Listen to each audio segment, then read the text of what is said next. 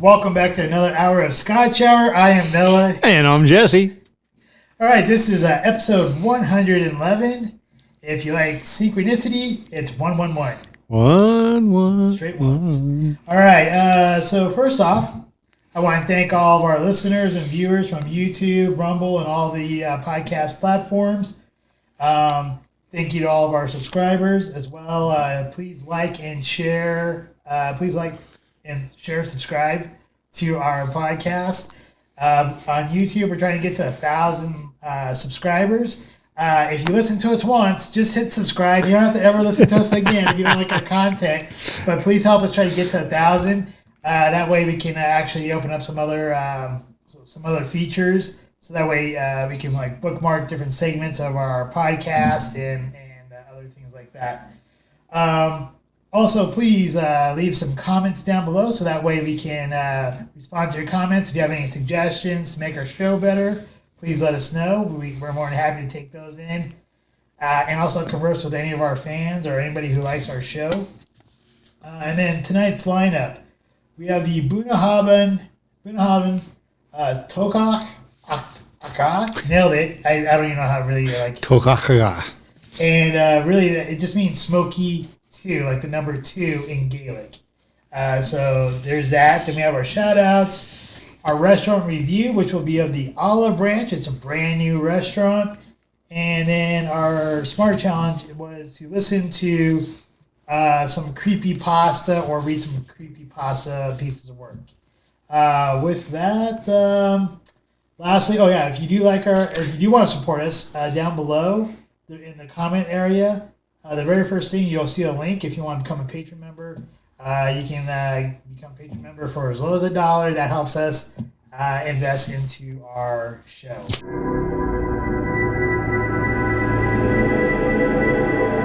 Scotch Reviewed. This week we do have the Bunnahabhain Toiteach A Dha. And this is undoubtedly, it's like smoke my pole a second time, right? Like second smoke, Gaelic. It's got most of it. This is undoubtedly going to be a dynamite scotch. Another scotch from the Isle of Islay. Dude, that is 46.3% ABV. Bunnahabhain's got a pretty amazing history. Of course, originally the distillery was founded in 1881, again on the Isle of Islay.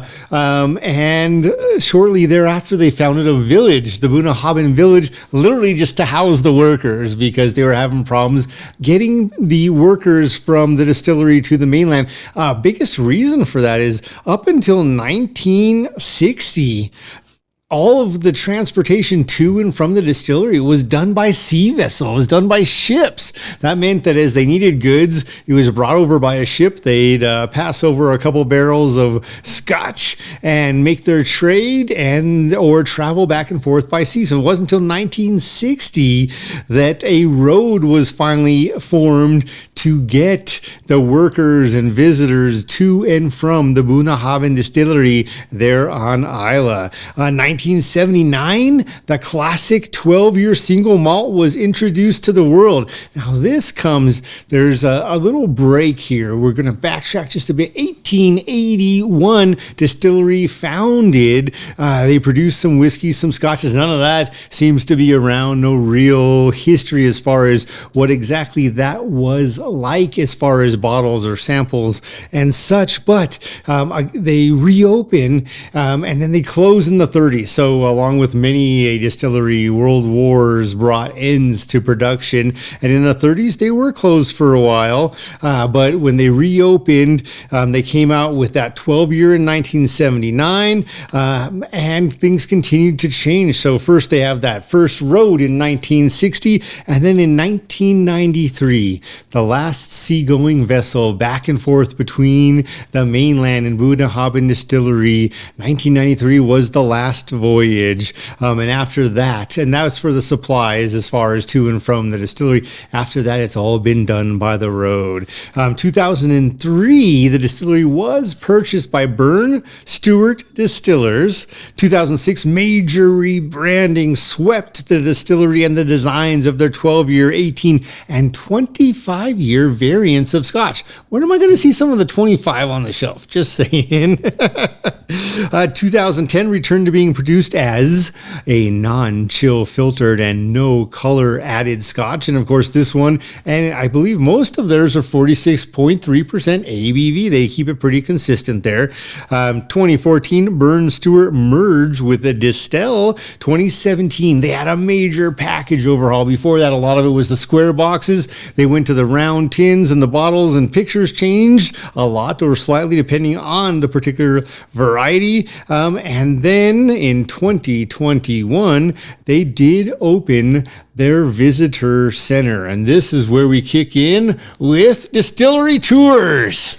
All right. Well, first, the hours are Monday through Sunday, so every day of the week from 10 a.m. to 5 p.m. They have 3 different tours here. They got the Warehouse 9 Distillery Experience. It's their most popular tour that they have. This is an exclusive tasting straight from the cask where you taste 4 drams that are cask strength. From the cask, it's 1.5 hours. It's approximately 40 Great British Pounds or $49. I think that was wrong. I think I missed. I don't think it's $49, but I believe it's a little bit more than $49. Worth it, but it's still worth it. The next one here is the tasting. It's held at the new visitor center overlooking the Bunnahabhain Bay and the Sound of Islay. Here you get to choose 3 tastings from their 4 options of either the 12-year, the 18-year cask from Warehouse 9. And then I'm gonna nail this. I'm terrible. Fees Alley. I don't know. Special release. It's 1 hour, and it can range anywhere from 35 Great British Pounds up to as much as 275 Great British Pounds, which is approximately $43 USD to $341. And then they have a guided tour. The guided tour takes you through the distillery, the malt mill, the mash tun, the washbacks, the stills, and the warehouse. And that's about an hour long, and that is $15 for Great British Pounds or $15 Great British Pounds and $18 USD. So those are the different ones that they have there, and I'm sure, as you know, we've already mentioned it is on the island of Islay. It's on the upper northeast coast.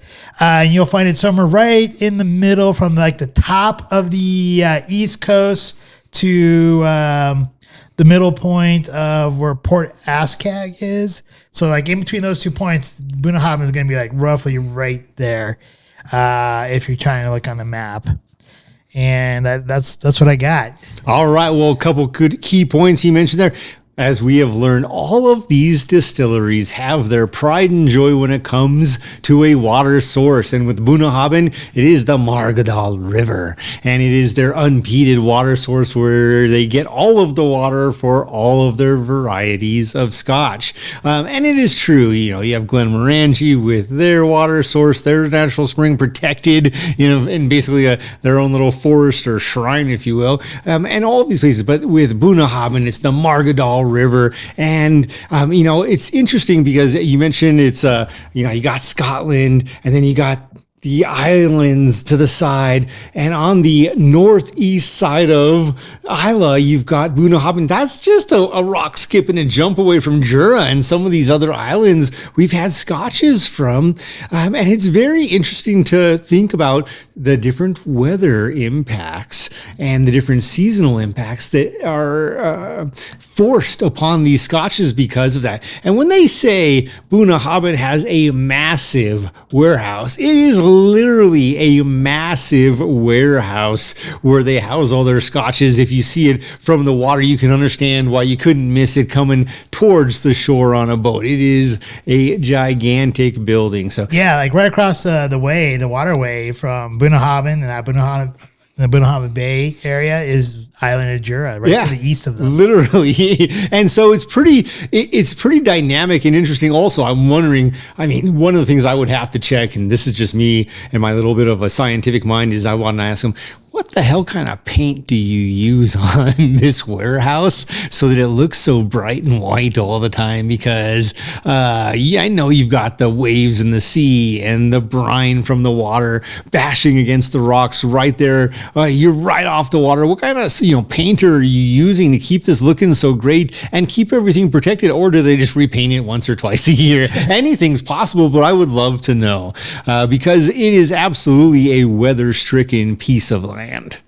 Yeah, that would be interesting to know. And also, I think the other thing when you're talking about their water, the one thing that they talked about there is that it was unpeated. So as we know with Isla, there's a lot of peat that's grown there. And so for them to bring out or highlight the fact that the Mogadal River is pure unpeated water, I think that's something like I guess because of all the peat there, you would think that that water might have some of that peat or peat flavor that might seep into the water or whatever, but apparently it doesn't. And so this kind of gives it like a light signature characteristic of the Bunnahabhain Scotch. Who knows what else is in that water? Unlike the Glengoyne distillery, I mean, I'd be worried about their water having goose shit, honestly. But so we're going to go back to Bunnahabhain, the Mogadal River, unpeated, pure, beautiful water, and a fun can. I do enjoy this canister right off the bat. It is a little bit shorter than the traditional Scotch tin, the traditional Scotch round tin, but not far. But that does allow for a more sound in some ways bottle. So we have a shorter bottle as well, but man, it is a good looking bottle. I'm digging it. Yeah, I dig it too. I love the coloring that they use with the gray and the black and the smoke. And since this is kind of like the younger brother to the original, if you will, so this has like the extra smoke in it supposedly. You have like the little the gray smoke going up through the canister on there. And the bottle itself kind of reminds you of a still. Yeah, I mean, absolutely. So Toiteach A Dha, you mentioned Gaelic for smoke. Two, number two. So really, as Noah mentioned, a sibling to the regular 12-year, I believe. Because is it the regular 12-year that they're considering this one a sibling to? I believe so. All right, so here we go. Right off the top, they do have a little emblem with the island of Isla, and I think that's them emphasizing what part of the island they're on the very sturdy foil. Wooden top. Pressed cork. I'll go with that wooden top, though. I mean, they went the extra mile. Digging that.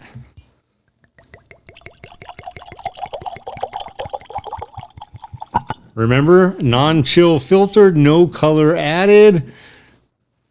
And, man, already smells outstanding.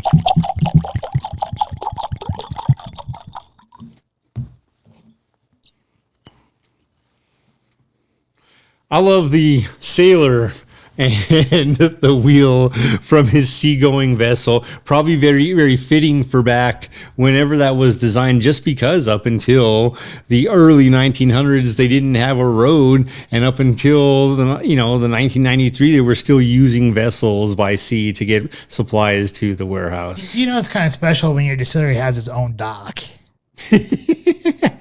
Or it's some real, haunted story, maybe fitting for Creepypasta. Right. All right. Cheers. Cheers.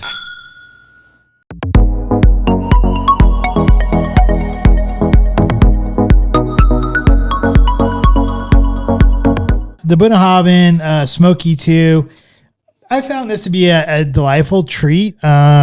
I really do like the packaging. I love the as I mentioned earlier, I love the color coding on there of like the nice gray up on top with the black and like the smoke kind of going through the middle there. It kind of reminds me of something more on a classical sense. And I do like the gold that they utilize with their emblem on there, which is really nice. It's not, you don't have a bunch of wording all over the place on there. And so I find it aesthetically pleasing. The bottle itself, as I mentioned earlier, does remind me of a still that you would see there at maybe at a distillery. And I like the dark colored bottle to help protect the scotch itself from any sunlight. And being that they have a wooden top with a pressed cork, I still like that as well. So in both cases, I like the presentation overall. It's nothing special, so it's not going to go and hit that 5 spot. But I do like it enough to give it a 4 because I like the classical look to it. Presentation, that was presentation. The color. So the color here I have is a nice medium light amber gold.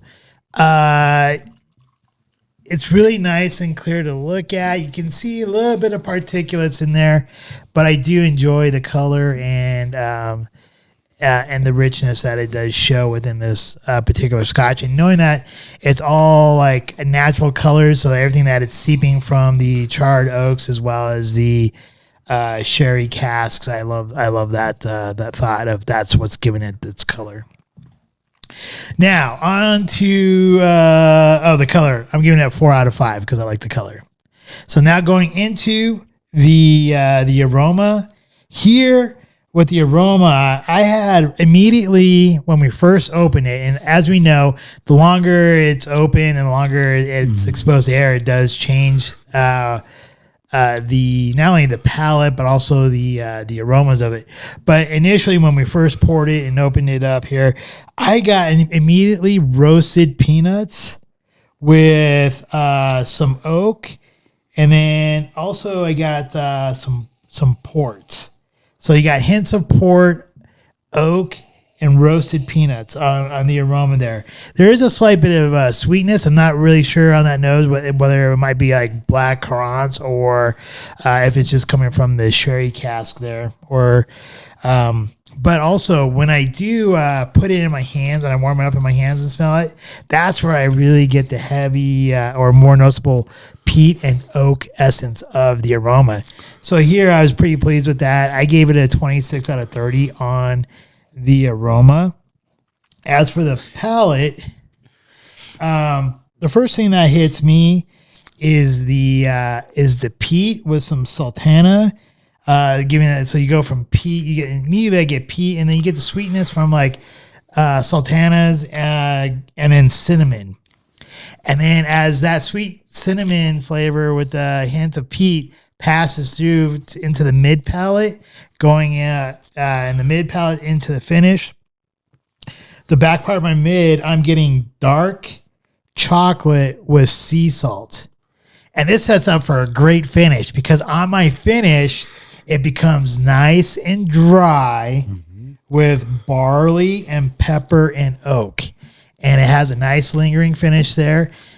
And honestly, after that all dissipates, it's almost like I get another hint of dark chocolate, which I do enjoy dark chocolate. And so the palate, I gave it a 27. And that's probably my biggest high point here on this one, followed by the finish, which I gave a 26. Gives me a grand total of 87. All right. Well, we didn't tie this time, but pretty damn close. So much like for yourself, this is a great scotch. Love the tin. Love the bottle. And both of these make me, just looking at them, makes me think of... reading a classic novel, a story that's supposed to take place in the late 1800s or the early 1900s. A great book where this is the kind of scotch, the look, the feel, the presentation. I'd be expecting them to pull out of a cabinet and pour a dram of to share with one another. And Great Expectations is like a prime example when Pip finally meets his benefactor and they're sharing a dram of scotch. This is the kind of scotch I envisioned him before ever drinking this. This is the kind of bottle I envisioned him pulling out. I didn't envision him pulling out one of these sexier limited editions. It was something that seemed so simple, yet still complex enough, still respectable enough that it had a namesake. And I love the sailor on the front. So for the Bunnahabhain Toiteach A Dha, Toiteach A Dha, 2 smokes. I think that means supposed to have 2 cigars afterwards, one light, one not. But with that presentation, a solid 4. And really, the truth of the matter is, for myself, and it sounds like for you as well, to get to that 5, there's got to be a sex appeal with that packaging or bottle. It's just the next level. So 4 out of 5 for the presentation. I'm right there with you with the color. I love that it is all natural color. This looks like a sun-kissed blonde. I love it. 4 out of 5 again. Now you get to that nose. And the nose is good on this scotch. It's not its biggest selling point. For me, it was the palate as well. So for me, on the nose, it really starts... And it's interesting because you mentioned roasted peanuts.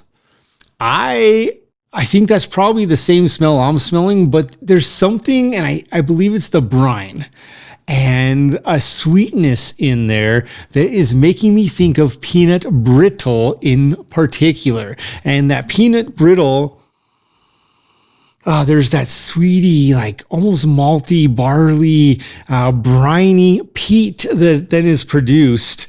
And for me, man, you can tell the influence. They used ex-bourbon and ex-sherry casks for this scotch. You can tell the influence on the nose of the ex-sherry casks as the nose really finishes with a sweet sherry cinnamon hint.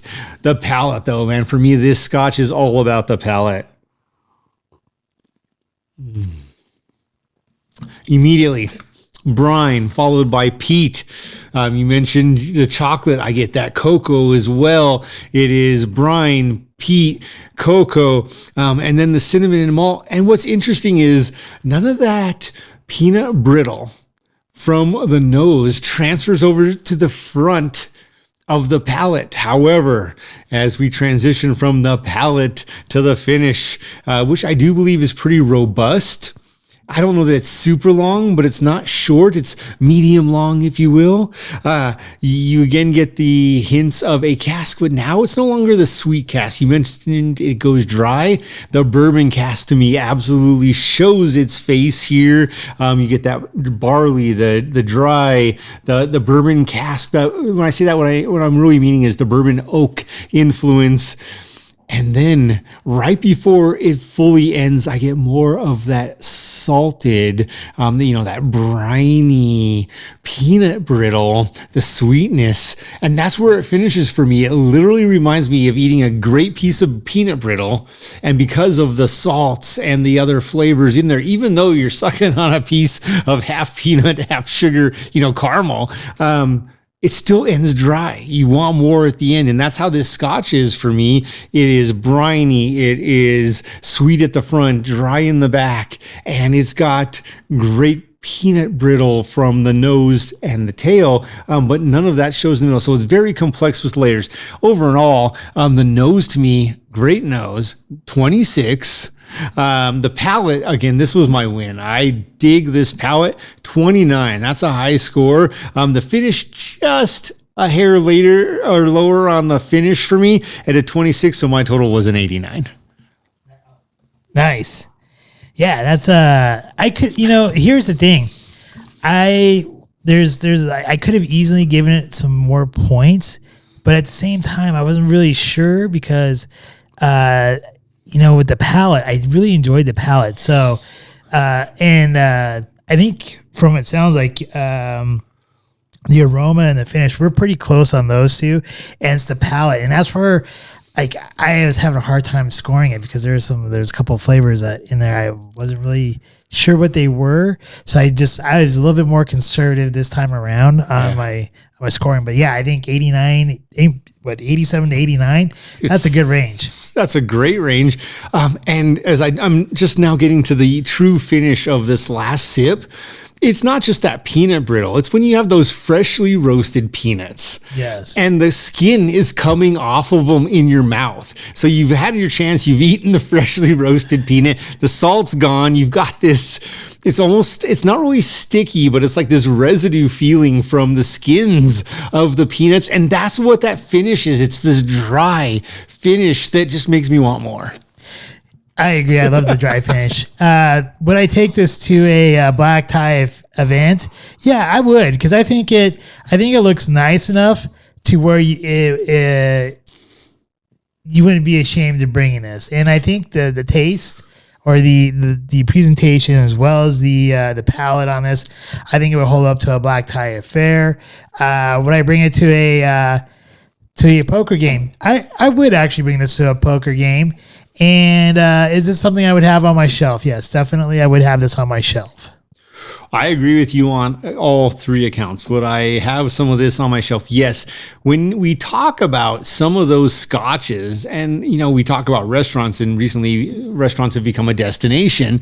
When there are certain scotches that have a uniqueness to them that they become a destination, this is one of those for me, because it really does make me think of old literature and enjoying a dram with a friend when times were more simple. It really makes me think of Great Expectations. Literally, that's the scene that popped into my head, was when Pip finds his benefactor and is popping open a bottle and pouring him a dram. And I really do think this would be dynamite for that. Also, there's something I just love about anything nautical. So the fact that their equipment and supplies was delivered by boat, by seagoing vessel for so long, and really only in the last, I guess it's now like 60, 50 years, they've transitioned to using the road. There's something I enjoy about that. And it's not always, money does matter. We can't say it doesn't. We can't say that cost effectiveness doesn't drive a bottom line, especially anytime you go public. You've got to produce a profit for your shareholders. But there is something sexy, whether it be Ferrari or someone else, who can nail it and get it to the point where, we don't make the cheapest cars. And there are some things we still do by hand, like stitch our very custom leather interiors. And there are some things we've gone automated with. And that means we're not going to have the best price, but you're going to love our product. And I think that this is probably an underappreciated product, and it's not a cheap scotch, but for the price, you are getting a great value. Yeah, and I know you were talking about a type of book that you would enjoy this with. I was thinking about what movie would I enjoy this with? And the first movie that came to mind was The Lighthouse. Yes! Nautical, seagoing. It's a little twisted, just saying. But absolutely. Drink this watching The Lighthouse, and then go out back by the fire pit. Hell yeah. Yeah, it's a great movie. It is twisted, and I think this would go great with it. It would. And you know what's weird is after that movie, I'm like, this was not a great movie. But I'm glad I watched it. It's not one of those movies like you were going to find about and might get it together here later. It's not one of those movies where I'm like, I was better off in life not having watched that.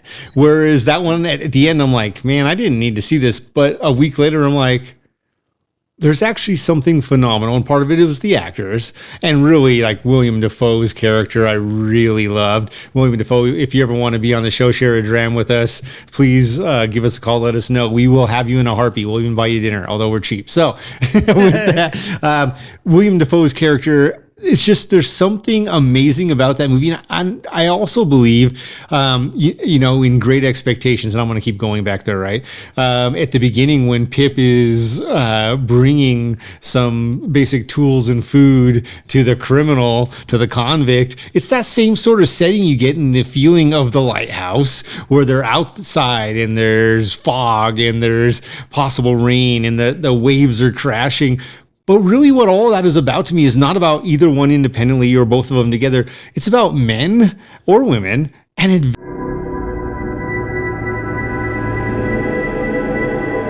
It's time for our shout-outs. All right. Well, my shout-out This is going to be one of those things where there are few movies that I need to go see multiple times in a theater, and every time it gets better. But there are those rare ones where that happens, and my shout out goes to the whole team, but particular because he is the headliner. Keanu Reeves, JW4, John Wick 4. I really hope not just the little spin-offs they do turn out well, but that they do additional movies, whether it's before the current shows and How Did John Wick Get Out or any of these things. I really hope that they do more, just because whether or not you felt like it or you wanted to do it at the time, sometimes doing the same thing might get a little mundane. But nonetheless, the product you guys put out, making a 2 hour 51 minute movie feel like it was an hour and a half. That's a first. That's a feat. They didn't do that in the Avengers. They haven't done that with any other movie that I've seen anytime recently. So awesome job with that. Plus, you've kind of nailed the formula. You got the action, the adventure. Great job. So I'll stop there. Otherwise, I'll go all night. But my shout out goes to Quality Productions, Entertainment, and in this instance, John Wick 4. Well, my shout out this week goes to Walmart.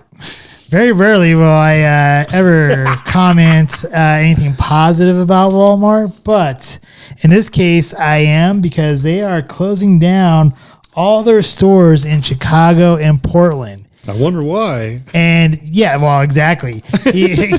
Because of how the situation is there, with the whole defund the police and all that stuff, and all the thefts that are occurring for this store, for Walmart in particular, and I'm imagining a bunch of other stores, they're finally saying, hey, we're fed up with this. We can't continue to do business in a place where people keep robbing us, and there's no repercussions for that. So now we're gonna just withdraw all of our stores from the area, and I think that's great that they're taking a stand on that and doing that. So that's my shout out this week. I agree with you 100%, and it's interesting the backlash that's received and where it comes from, but also that there's actually a particular lack of backlash right now. And I'm not saying people and the news and the media aren't complaining and talking crap. I'm not saying that they're not saying Walmart shouldn't be doing this. What I'm saying is 10 years ago, had Walmart done this, it would be a huge deal. And right now, at your point, Walmart's just saying we are literally losing money. More importantly, we are in an unsafe environment for our team members. Now let's look at root causes. Let's just go there real quick. What are the areas, I don't know, maybe San Francisco, Chicago, Portland, that defunded the police to an extreme? How do you expect to, the bottom line is the average person does not work to promote exceptional results. The average person works to minimize negative repercussions. In other words, if they don't get in trouble for anything, then they did enough. And that is nothing new. You can call quiet quitting a big deal in the news recently if you want to over the past year. That's nothing new. This stuff's has always gone on. The difference is when you create an environment or a culture and you have a majority of people who really do work to avoid negative consequences versus the group of people who are like, yeah, I like doing great work. But part of great work is also putting in appropriate time. It's not working 20 hours a day. It's working maybe 10. And with that, it's just very interesting. The biggest piece there for me, defunded the police, defended and took away the power of the people, but defended the criminals in the same act. And then they question, how did this happen? Don't stop asking. You know the answer. Really? Exactly. Get it togethers. This one is easy, and I won't even beat this one to death, but I will say very quickly, it's also a movie and the opposite of great entertainment. And I don't even know that it was the worst movie ever. It's nothing like that, but it's the fact that it had such a star-studded cast in it for such a shit production. And what I'm saying here is Leonardo DiCaprio, Jennifer Lawrence, you look them up, you go to their wiki pages, maybe even IMDb. One of the movies you won't see on there unless they add it after today is the movie Don't Look Up. And it is a black comedy, a satire, a movie about global warming and the ill effects of the presidency's Republicans, famous people, news, also lots of people who were doing nothing to make a change. And guess what? There's nothing new there. But really what it sucked was like after the movie, I was like, I feel less of a man inside after watching this movie. The opposite of John Wick 4, where it inspired me. This movie didn't inspire me to do great things for the environment. It literally made me just sad inside and hopeless. And I don't think that was their intent. But good job if it was. Well, if I recall correctly, when it first came out on Netflix, it got a lot of really bad reviews. But I could be wrong. That's just what I recall. But then again, it could just be the sources that I use. Movies like that are why, unless we're doing it for the show or I'm with someone I care about, I don't watch TV and movies. All right. So my get together is that recently I saw a graph that testicular injuries have increased dramatically in female athletics. So,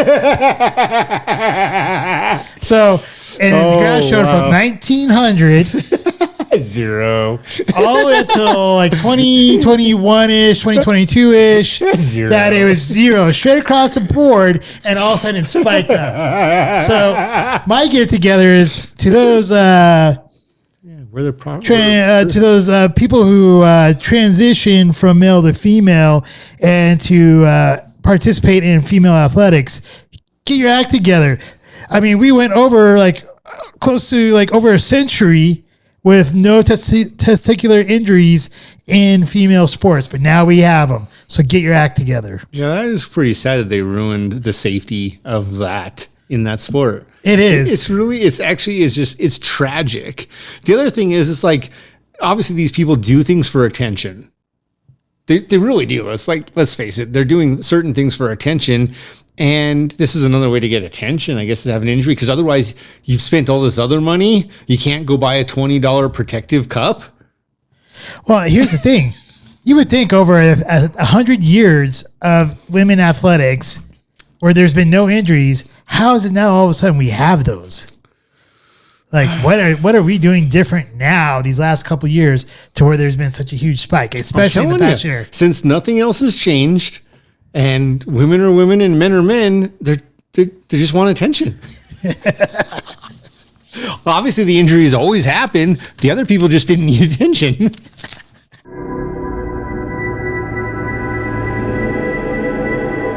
Restaurant Review.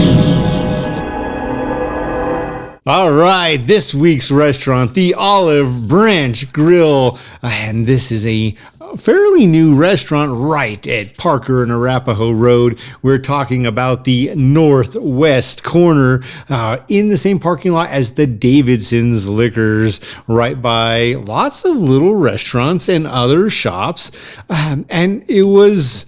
If you don't know it's there or you haven't heard of it, you're probably going to drive by it and miss it because it doesn't receive great exposure. Yeah, it's not really noticeable right there off the road because it's like the way Parker Road is, it sits off in that area out to the side with a ramp. So it's not like an easy pull off like it used to be like years and years and years and years ago. It was like in the 90s where like there was a stoplight right there where you could actually like look to the right and see all that stuff and turn there if you wanted to. Now there's like it's an off ramp with an overpass.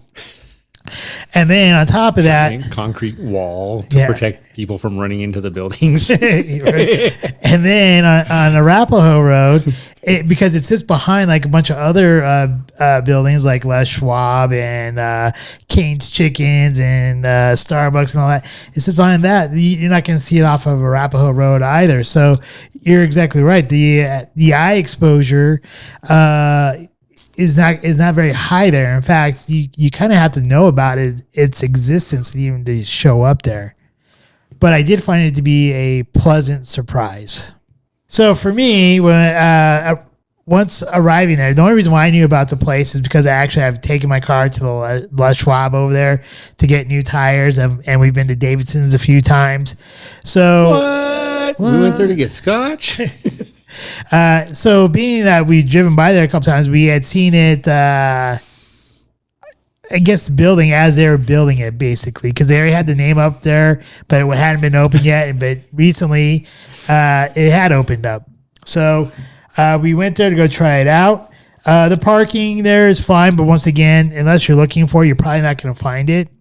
And then when you walk in, it looks really nice and presentable on the inside. They have a nice patio on the facing towards the west, where you can see basically like tree line going across the metropolitan area to where you can see some of the, like the mountains in the far distance. It's probably not the best view that you could get of the mountains or anything like that, but it's a nice view, especially I think if it's on a clear day and you're catching it like around sunset time, around dusk. I think it would be kind of a nice place to have dinner at.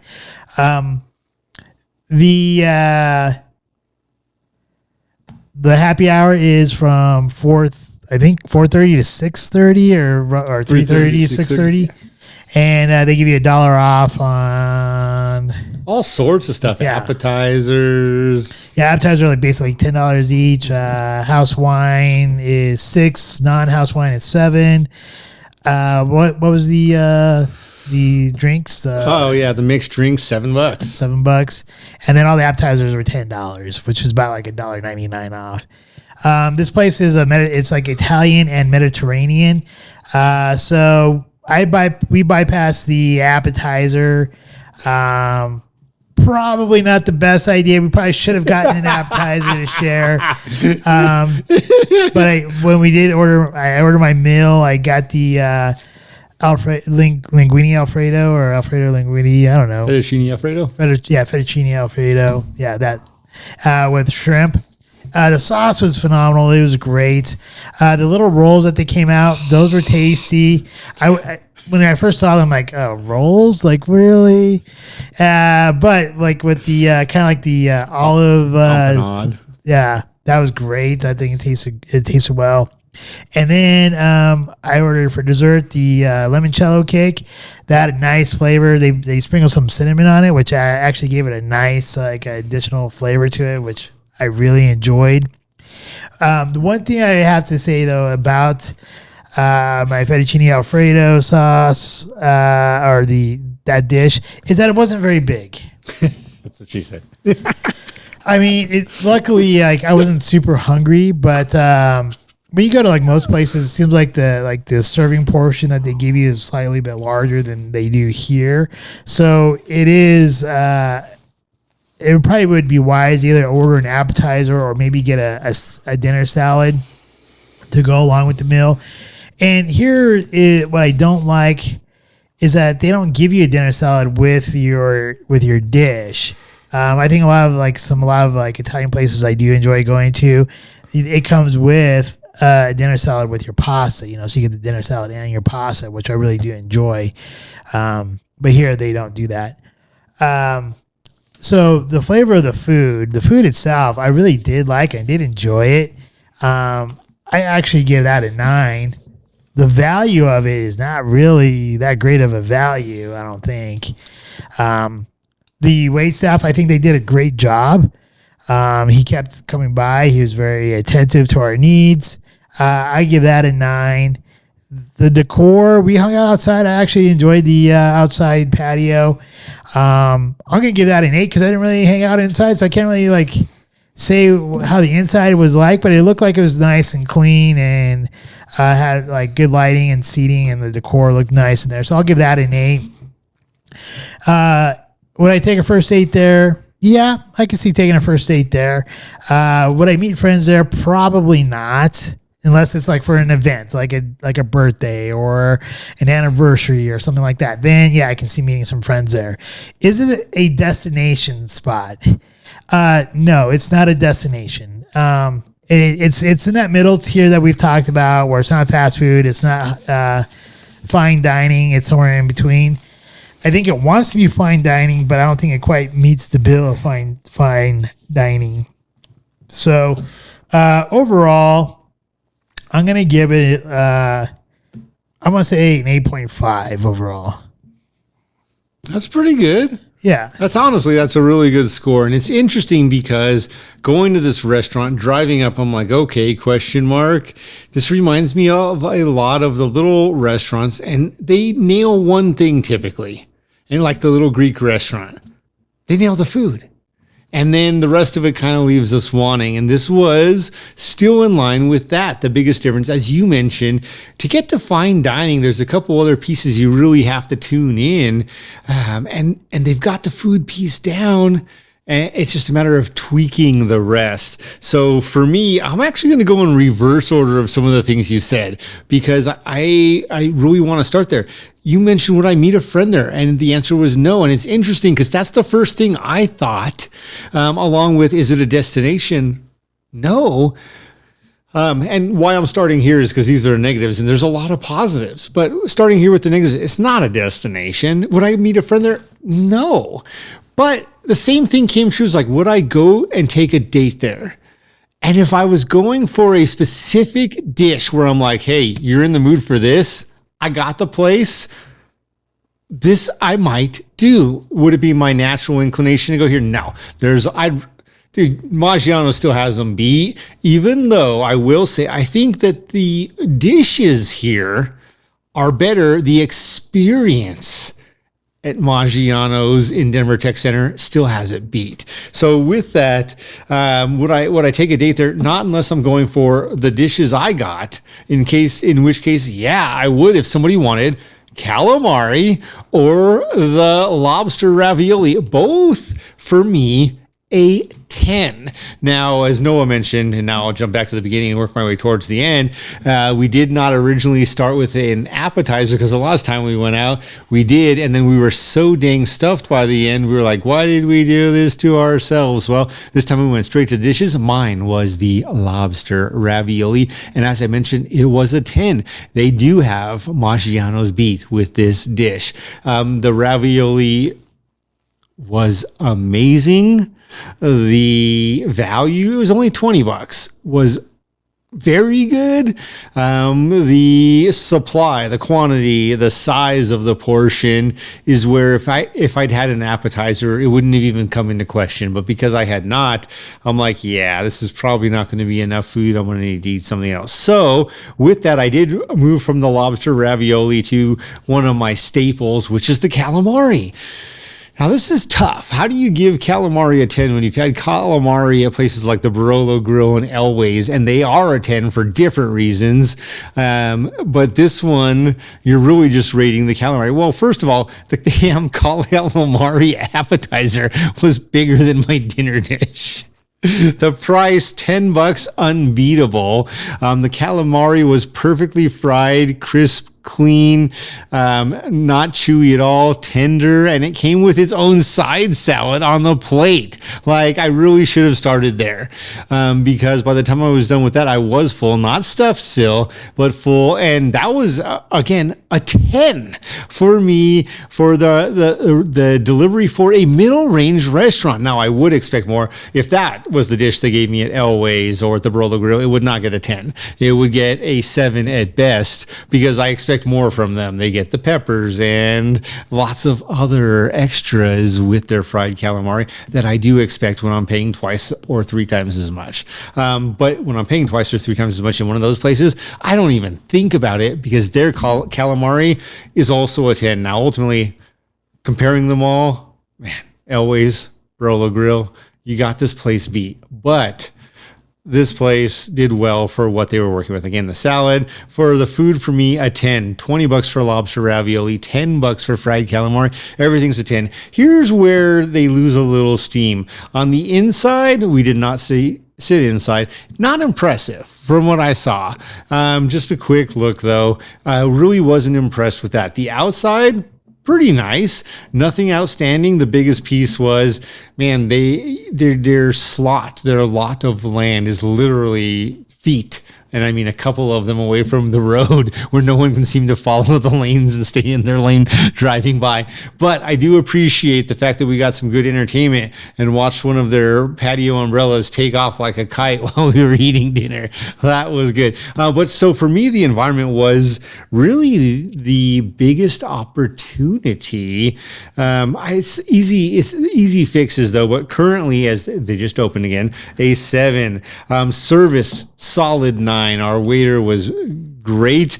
It's just not that level of service that I need to give it a 10.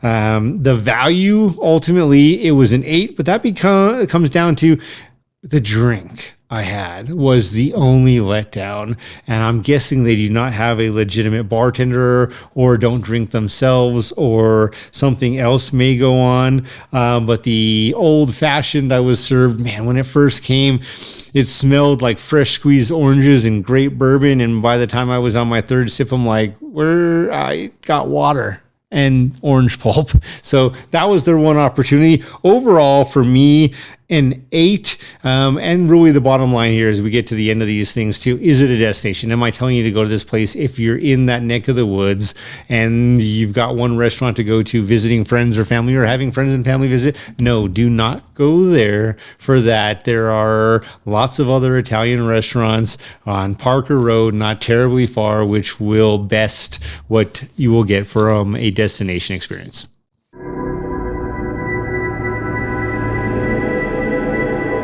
Smarter challenges. This week's Smarter Challenge was for us to listen to some creepypasta or read some creepypasta pieces of work. And for those of you who don't know what creepypasta is, that it's essentially internet horror stories passed around on forums and other sites to disturb and frighten readers. The name creepypasta comes from the word copypasta. So basically people were just copy and pasting these stories into different forms. And basically there's 3 basic types. Which is the lost episode types, where on this TV series here that we found out there's this one episode that did blah blah blah blah blah, but apparently that's too cliche now. You don't really see that anymore in this in this area of literature. The next one is like rituals. It's a list of instructions for the reader, claiming that if they go to a certain place at a certain time or perform certain actions, something remarkable and or horrifying will happen. And then you got the anecdotes, which the narrator remarks about a scary legend, news story, or event. Did I miss anything there on the history or what creepypasta really is? The one other thing that I had seen about the history when you talked about its origins, starting all the way back in the 1990s, and some of our viewers, I had to get this data from my grandpa, so I'm only hearing this secondhand. I barely turned 21 myself, but some of our viewers may not also understand what it was like in the 1990s. We're talking, you've got mail, and you weren't getting text messages or links or things on your iPhone or your Android. You were getting email from AOL Online, and literally where the basics started from in, again, early 1990s, is people would text a comment or story to another person and say, if you don't forward this to 10 additional people, then you're going to burn in hell and die, or die and burn in hell. I don't know which one would be worse. But with that, it was this link where then they adapted and they grew and they started giving more and more complicated and advanced stories and sending them and forwarding them and going that route. But it's an interesting history, from what I heard from my grandpa again, is if you had lived through it, it's interesting to see how it's transitioned to modern day. Man, there is no, if people wanted to terrorize you nowadays, there's no holds barred. Yeah, and so nowadays, it's you can find stuff on YouTube. There's different websites that house all these different types of stories, and it's really become its own little niche of the horror genre.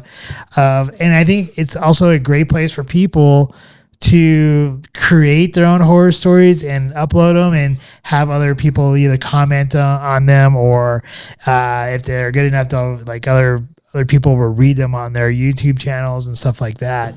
So it's come a long way. Yeah, I agree. I think, with your questions that you proposed about this, what do I like or see that is enjoyable about this? I actually love the prospect of viewers, readers, students, writers, kids, adults, getting an opportunity to, first, they have the option, they can be a writer and they can write a story, and then they can choose, do they read their own story or not? And then someone else can choose, do I read somebody else's story? But then there's the coup de grace, if you will, which is I'm going to write my own story and I'm going to read it as I envisioned it, because I think there's something magical about that. It's almost, I would imagine, if I was Stephen King, for example, and I had a short story and I wrote it and then I had somebody else read it to me, and I had recently read it to the point where I can still hear my own voice writing it down or typing it up, printing it out.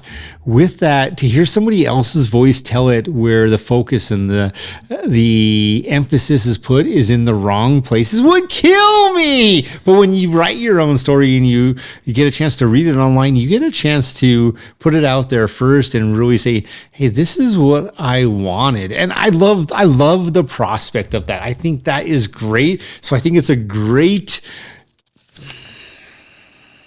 media opportunity for people just to really express themselves, because not everyone who will write a story and read it on Creepypasta is going to become the next Stephen King, but you never know who just might become the next Neil Gaiman. And that's not a dig at Neil Gaiman. I just realized that could come out that way. But, they might be the next great writer. Well, here's another thing too. Like, you look at all these different stories on here, at least like I mainly just like looked at like YouTube, and they have like like all the different stories that these people read. So some of these people have like huge channels that have gone back like 7 years, and they've and all they do is they read other people's work.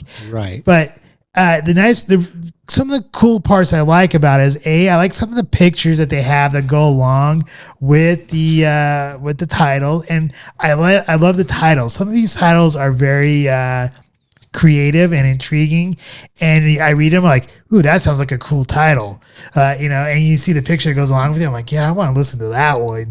And I think because of this medium, for people to share or write or express, kind of like as you're talking about, is that I think it allows for maybe even like people in Hollywood to maybe come across one of these short stories and actually expand upon it and actually make a film maybe one day out of one of these, or do something kind of like the Tales of the Crypt type of thing, or Twilight Zone, where you have a bunch of like mini episodes that you could create off of these. I imagine a lot of this started because of Tales of the Crypt, but I agree with you. I just hope people weren't stealing other people's work and then making millions of dollars. That's just, it's real. It happens. Yeah, it does happen. But it's sad. So with that, with your experience of searching for some of these stories, like what did you kind of experience as you're searching for? So much like yourself, at first I searched Creepypasta and it came up with some different channels, if you will. And then I got, I was like, okay, here's what I know. Love it, like it, hate it or not. YouTube is usually pretty easy, and they've won some of the battles for that. So I chose YouTube, and then I picked a couple. And when I was picking a couple, I agree with you. Like, it was interesting to see the artwork.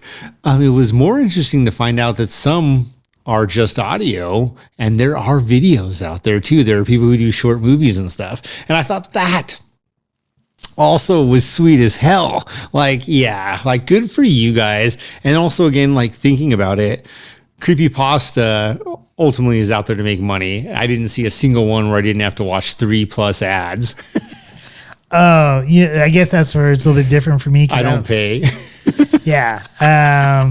Well, because I for the podcast and uploading all that stuff, I have a subscription. We do actually have a subscription. I should probably put you on that subscription so that way you have it. Or not, because it was an interesting experience. Like, I don't want to watch any of these damn ads. This is BS. And skip.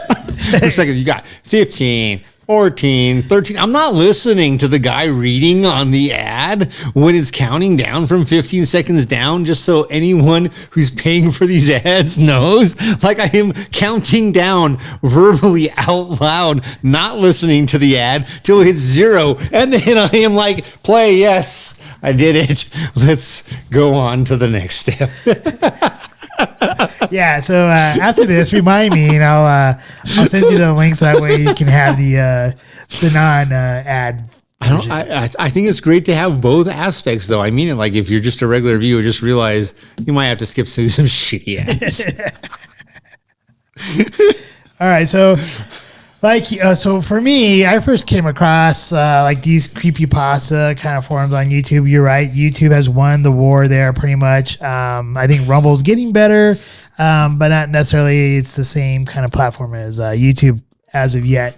But back, I think it was in late 2018, early 2019, I was doing some Lyft driving. I was driving as a Lyft person. And so in order for me to keep myself entertained, I would listen to something in an ear. I always listen to something on YouTube in my earbud. And so I came across some of these creepypasta stories, and it actually is because it was automatically playing. So like you just went on to a story, and you know how that goes when you have like the automatic play thing go, and it just brings up things that might be in a genre that you listen to. And so it came across one of these creepypasta stories, and that's how I kind of found out about it. One of the channels I kind of liked during that time frame was from Mr. Creeps. There's another one, Mr. Creepypasta, I think it was called. There's like another one called that. But Mr. Creeps is who I typically listened to back then. And I guess that's how I kind of discovered them. And I agree. I think YouTube was the easiest place to do it. Some of these stories, they range anywhere from like 12 minutes.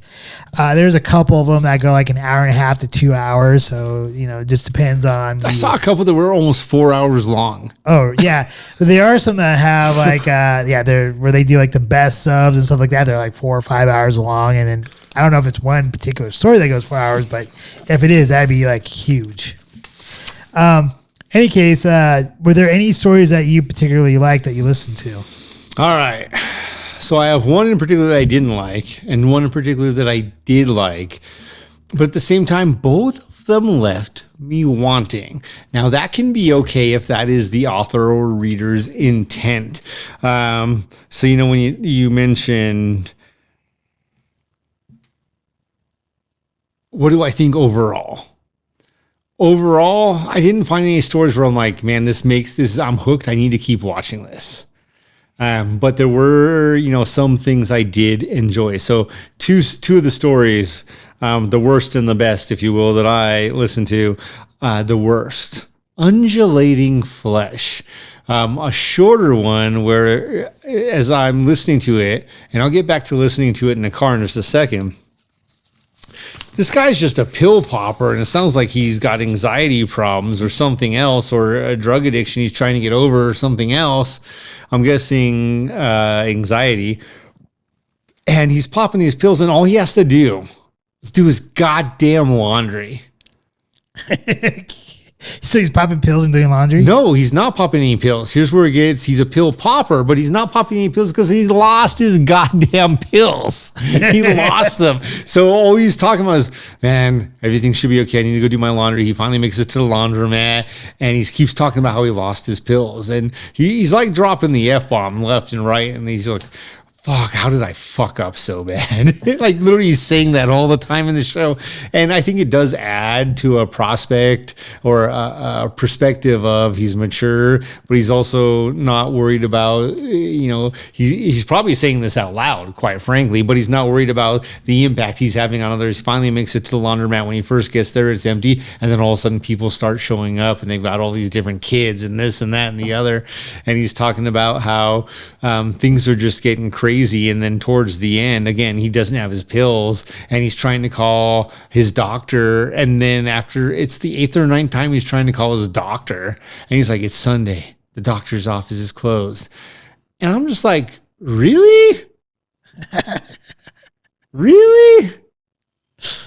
Like, there's a bigger problem than you've got anxiety or something if you're just now realizing that your doctor's office is closed after you've been calling them all day and all you had to do for the day was laundry.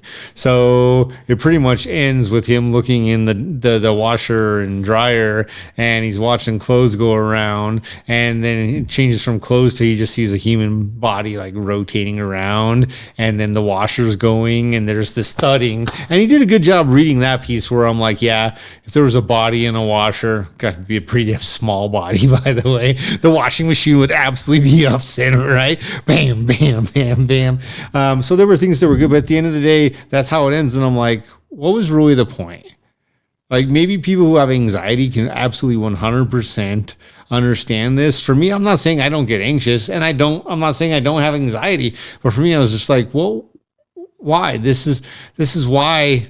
Again, unless I'm with a friend or a family member or someone that I care for, I don't do these things typically. Even in my car.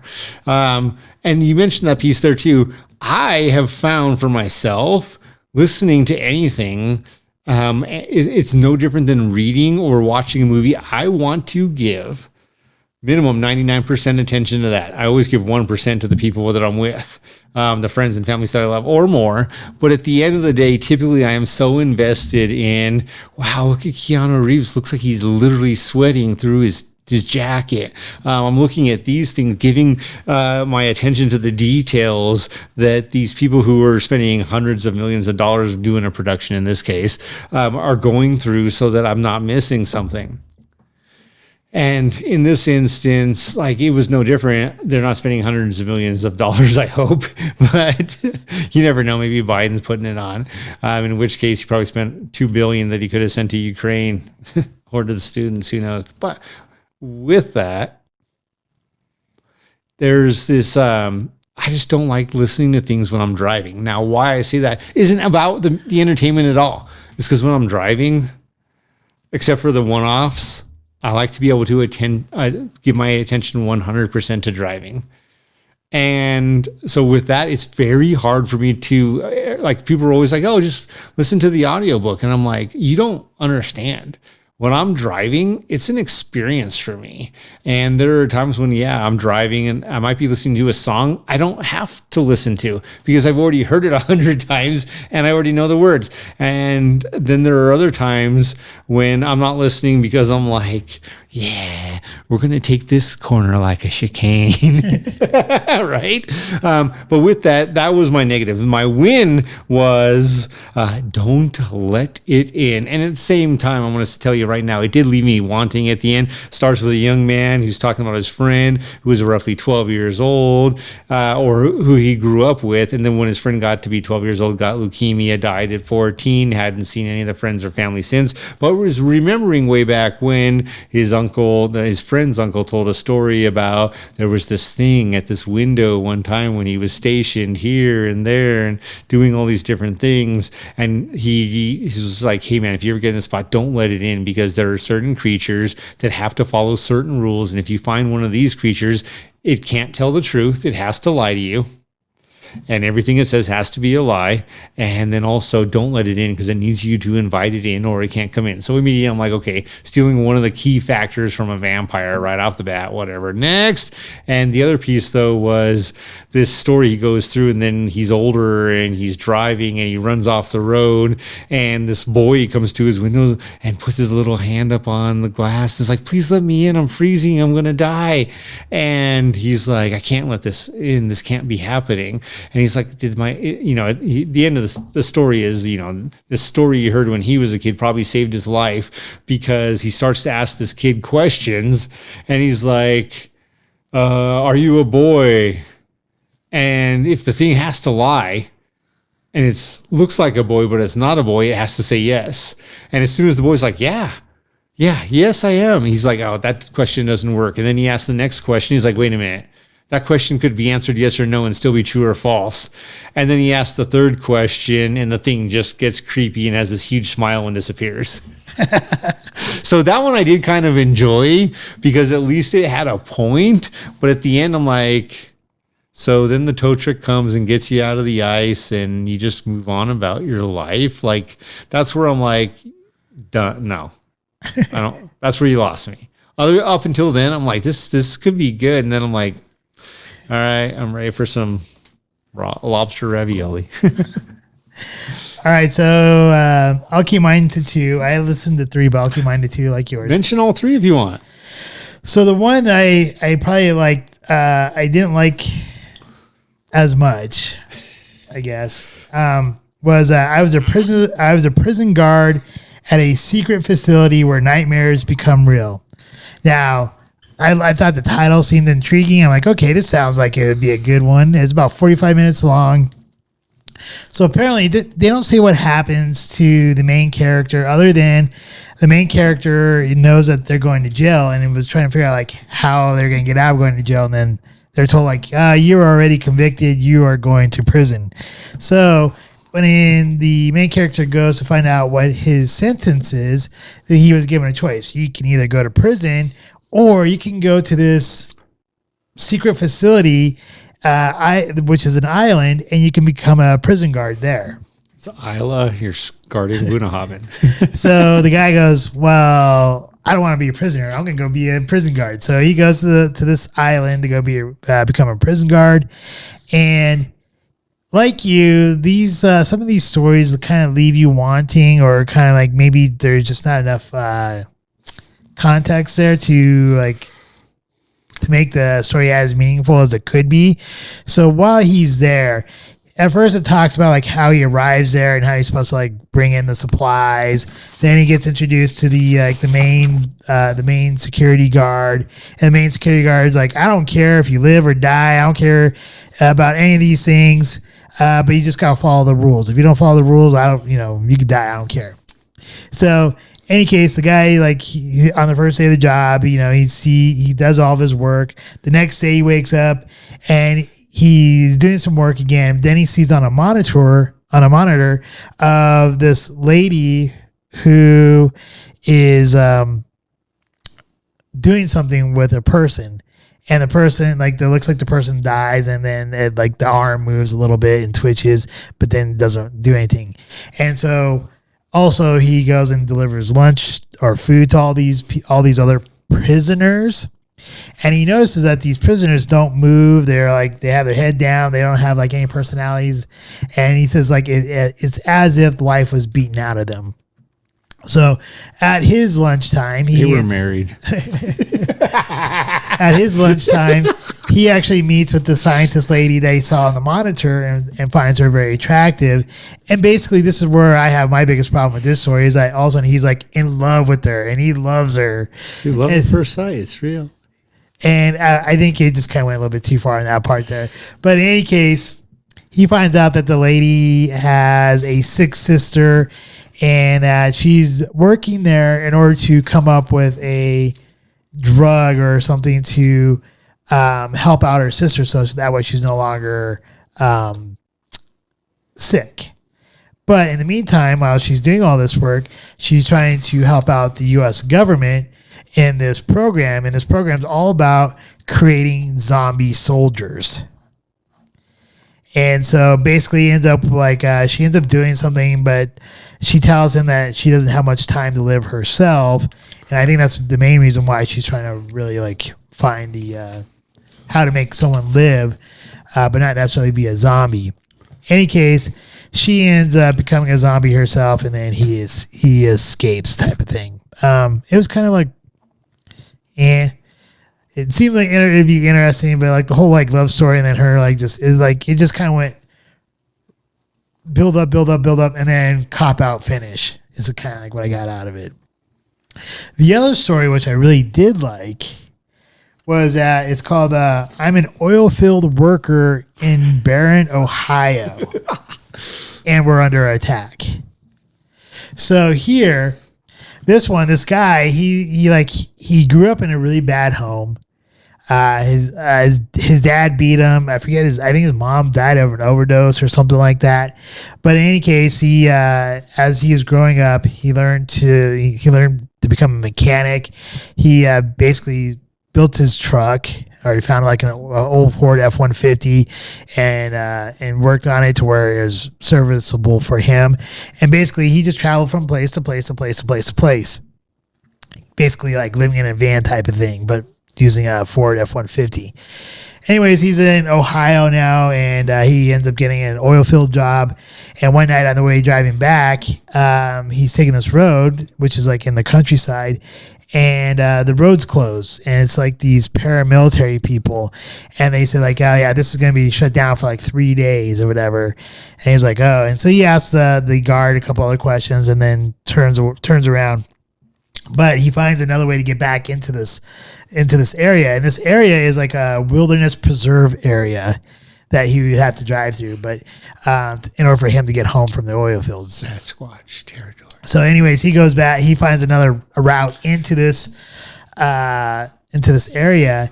And he has a walkie-talkie from the oil field. From the oil fields that he took with him.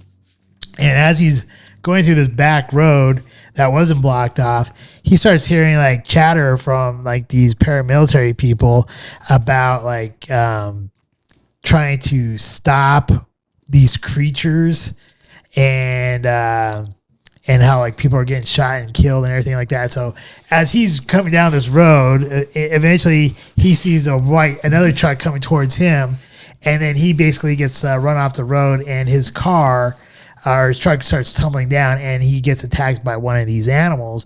But he's able to get saved by this other group, and then they bring him back, and then basically it's all about them surviving the night. He gets introduced to another member of this like paramilitary party, and they are shooting these like, I don't know what kind of monsters they were, but there's some kind of monsters, animal monsters or whatever. He ends up surviving the night, but he ends up finding out though, as they were fighting, his group was fighting these monsters, is that the sheriff from the local town and his deputies were actually like pushing these monsters towards these paramilitary people. So basically it's the paramilitary people from the nature reserve area versus the deputies and the sheriff who are utilizing these monsters to attack the paramilitary people. But basically he ends up, because of him surviving the night, it's almost as if he's going to become a part of this group defending whatever it is to get rid of these monsters. It was actually a pretty entertaining story. It had a little bit of a point to it other than the other one, which to me didn't really have a point, but I found it enjoyable. The third one that I listened to is called My Brother Died 3 weeks ago, and today I found a note in his bedroom. This one was a bunch of nonsense for an hour and 20 minutes. And then the last 10 minutes, you find out like these kids start going missing, and they're in some old like bombshell, an old bombshell bunker. And they're being haunted by some kind of spirit or something. I don't know. It was kind of dumb. I actually like many times zoned out and did other things. Couldn't hold my attention. Dude, that's my struggle when I'm driving, is there's always something that's more interesting. Oh, look, there's a Lamborghini. Wait, where am I with this story?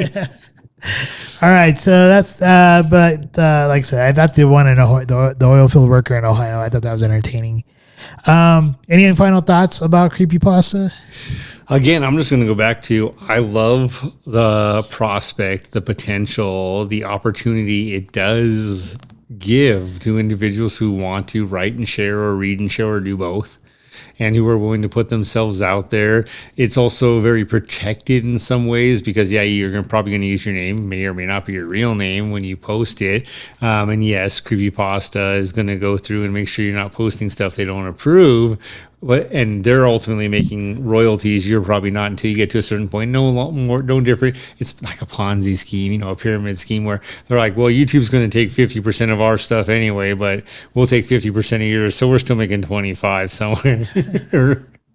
25 of yours and 50 of ours. And, it's interesting, but I do love the prospect, the opportunity it does give people to put themselves out there. I think that's great in the sense of they don't have to do all the setup work. And I look back at even our show and all the setup work that it took. People will never understand. And as things continue to evolve and change, they won't understand what it meant to set up a show and go buy cameras and audio and computers and storage and how much storage it takes for all this video and all the different terabytes you've had to go out and buy multiple times. And it's interesting that this kind of helps them go without spending 20 grand to go and start something. I would first say, like, if you are a fan of the horror genre, I think this is a good avenue to like listen to like other people's creative works in this kind of like horror field. It is I find that it could be entertaining, and like you, I like the prospect of how it does make it available for people to showcase their creativity. I do hope that it continues to flourish and get better over time for those people who decide to write these stories. And in some cases, I think for some of the people who are just the readers there on YouTube and stuff like that, hopefully they find their prosperity doing this as well. Some of them have really good voices in order to read these.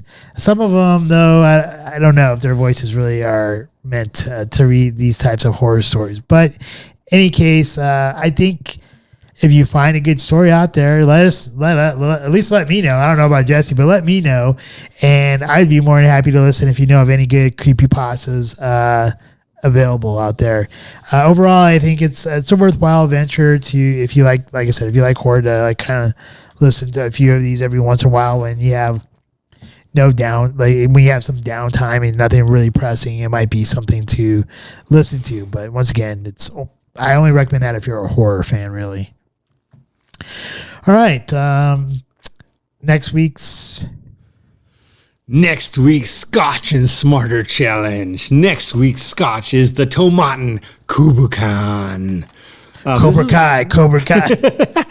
Strike hard, strike fast. No mercy. The Kubukan, the Highland single malt Scotch from the Tomaten Distillery. We are interested and eager to try this one out. We won't quite break it out of the box just yet, but it does have a striking, eye-catching box. We have literally seen this at the distillery, the liquor store, at Davidson's or somewhere, multiple times, and thought we'd already had the Tomaten scotches, and it turns out that was all at Scotch tastings elsewhere, never in-house. And now we're going big stream here with this, and with the Creepypasta and all of the things it has brought, it has really intrigued me to do the smarter challenge of watching the TV series The Last of Us and reporting on what is it that does or doesn't make this show great.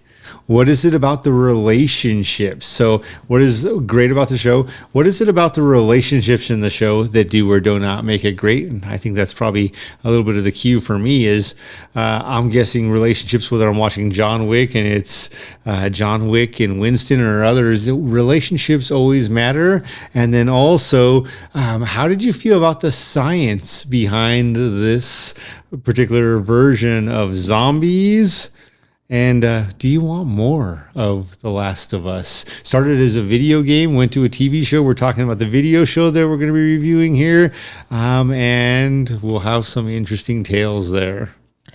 All right. Well, with that, it should be a fun topic. I look forward to trying this scotch. I like the box already. Dude, the box color's cool. Makes me want a tattoo.